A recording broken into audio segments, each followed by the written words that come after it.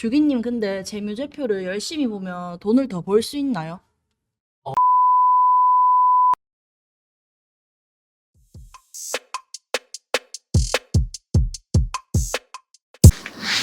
은비님 지금 계좌 플러스 1%막 이렇게 돼 있던데 좀 축하드립니다. 감사합니다. 네. 20%될 수 있도록. 네. 20% 됐으면 좋겠습니다. 저도요. 그럼 커피 하나 사드릴게요. 네, 고맙습니다. 주기님, 워렌 버핏이 화장품 주식 샀다고 하던데 주기님도 혹시 사지 않으셨어요? 맞아요. 워런 버핏이 저를 좀 따라한 것 같은데요. 뭐 농담입니다. 예. 근데 혹시 화장품 주식 사신 이유가 있어요? 화장품주가 제가 봤을 때는 좀 다른 종목들 대비해서 상대적으로 좀 개미가 없다라고 저는 생각을 했고, 최근에 상승이 나왔지만 제가 좀 손이 안 가는 걸 봤을 땐 다른 개미들도 뭐 기존에 워낙 화장품주에 대한 부정적인 인식이 있으니까 마찬가지였을 거라고 생각하고, 지금처럼 막 떨어지면 좀 괜찮지 않을까라고 해서 조금씩 사고 있습니다. 근데 차트 보니까 하계 10년 동안은 진짜 완전히 죽어 있었네요. 네, 맞아요. 보통 이제 한번 테마가 불어서 크게 올라갔던 종목들은 좀 오랫동안 떨어지는 경우가 많거든요. 2015년도에 이제 중국 열풍 불면서 화장품만 달고 있으면 5배, 10배씩 막 올라갔던 시절이 있었어요. 그리고 나서 거의 10년 만에 처음으로 이제 차트적으로 약간 턴어라운드 되는 것들이 좀 있어요.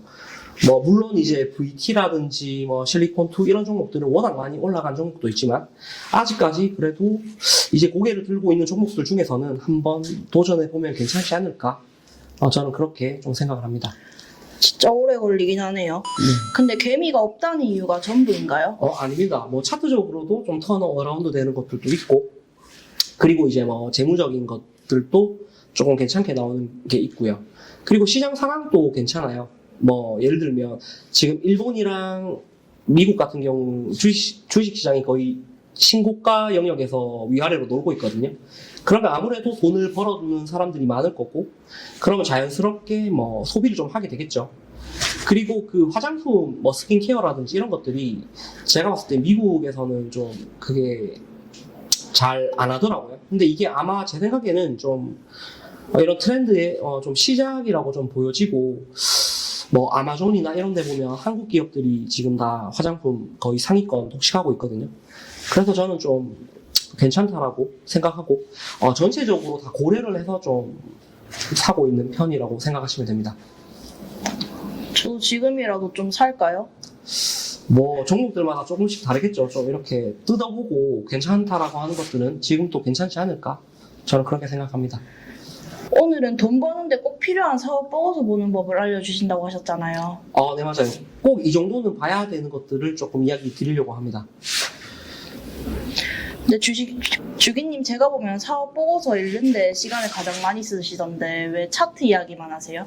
왜냐면 사람들이 사업 보고서나 이런 딱딱한 이야기 하면 잘 안 봐요, 영상을. 그러다 보니까 저도 자연스럽게 이야기를 안 하는 편이고, 근데 정작 좀 중요한 것들이 어떻게 보면 이런 것들이거든요.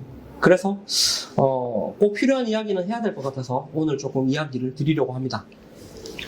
그러다 보니까 차트에 관심을 많이 가지고 사람들이 약간 코인 같은 걸 좋아하네요. 맞아요. 보통 차트를 좋아하고, 사람들은 편안하고 좀 재밌는 걸 좋아하거든요. 그러다 보니까 쉽고 편안한 거, 그냥 차트만 보고, 그런 것들이 어떻게 보면 코인이나 이런 것들이고, 차트 이야기에만 많이 집중을 하는 거죠. 근데 저희가 아셔야 되는 게, 세력들이 다양한 요소를 가지고 심리전을 걸기 때문에 반드시 알아야만 당하지 않을 수 있다라는 겁니다. 전 주식할 때 네이버에 재무제표 같은 것만 보고 주식했었는데 사업 보고서를 꼭 봐야 하네요. 네, 꼭 봐야 돼요. 왜냐면 네이버에서 나오는 요약 재무제표를 보면 사실 가장 중요한 것들을 적어놓긴 했지만, 그런 것들은 이제 내가 종목을 빨리 필터링할 때만, 그러니까 공부할 종목을 필터링할 때만 뽑아놓는 것이고, 내가 큰 돈을 태우거나 비중 베팅을 하려고 하면 반드시 사업 보고서를 보고 내가 생각했던 그런 것들과 좀 매수하려는 이유와 부합하는지를 좀 봐야 됩니다. 그래서 꼭 봐야 된다라고 생각하시면 됩니다. 사업 보고서 보는 법이 조금 어려운데 쉽게 알려주실 수 있으세요? 네, 좀 쉽게 한번 이야기를 좀 드리겠습니다. 사업 보고서 보려고 하시면 먼저 네이버 들어가야 되거든요. 네. 여기에서 그 전자공시를 검색하세요. 그리고 나서 다트 사이트가 열리면 여기에서 저희가 화장품주 이야기 나왔으니까 토니모리라고 한번 검색을 해볼게요.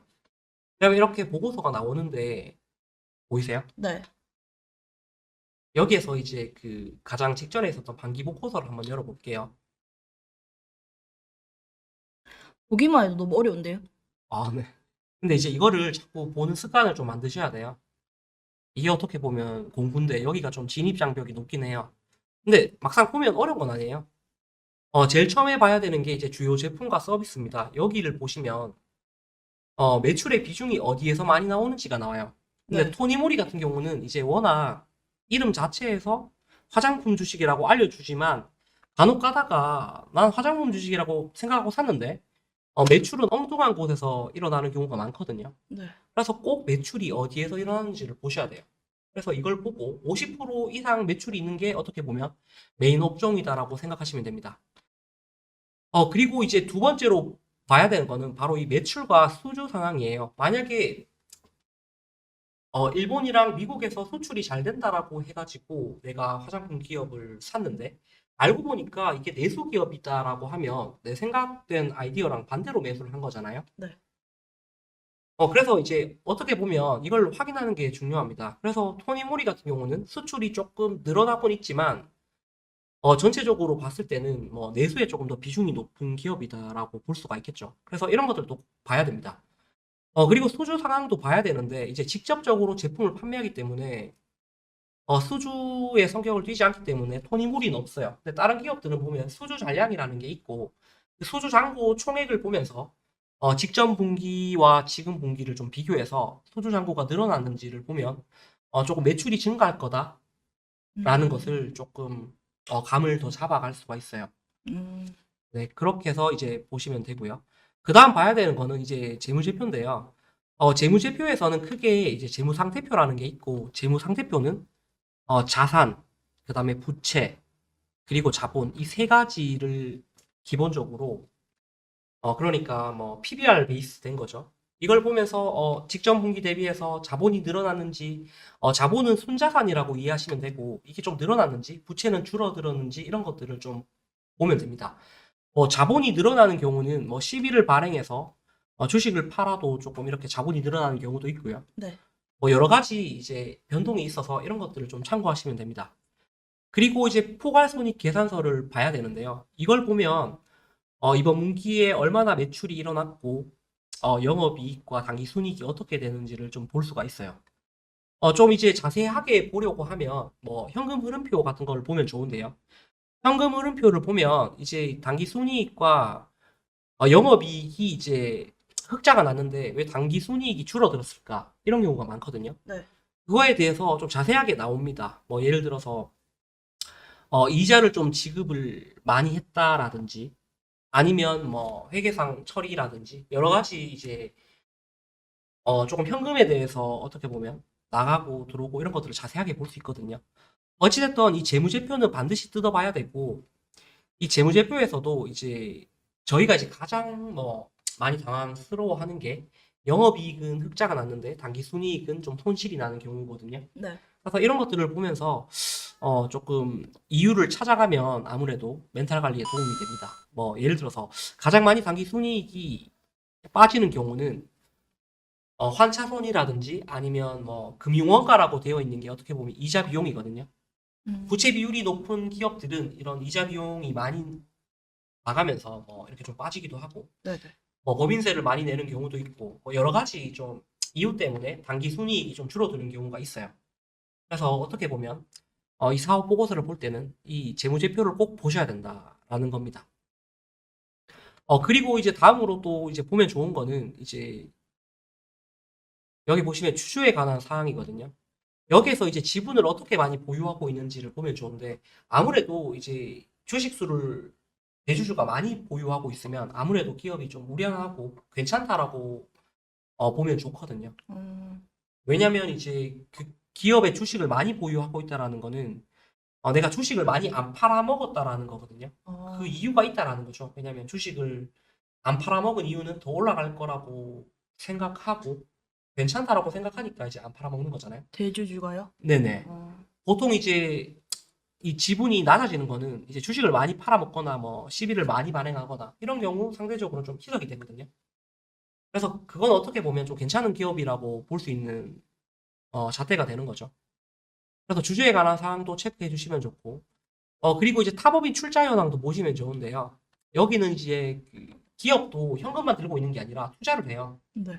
그래서 어떤 기업에 뭐 잉여금을 가지고 기업에 투자를 하는데 이렇게 투자를 진행을 하면 기업이 아무래도 저희보다는 조금 정보나 우위가 있잖아요. 그래서 생각보다 주식을 싸게 매수하는 경우도 있고, 그리고 좋은 기업을 되게 좋은 조건으로 매수하는 경우가 있거든요. 네. 그래서 이 타법인 출자 현황을 보면서 추가로 있을 그런 모멘텀이 여기에서 좀 발생되는 경우도 있고, 이거 다 투자한 사람들이에요? 투자한 기업들이죠. 아, 토니모리에서 투자한 기업들이죠. 아, 그래서 이걸 보면서 좀 모멘텀을 찾아갈 수도 있고, 좀 약간 그렇게 생각하시면 됩니다.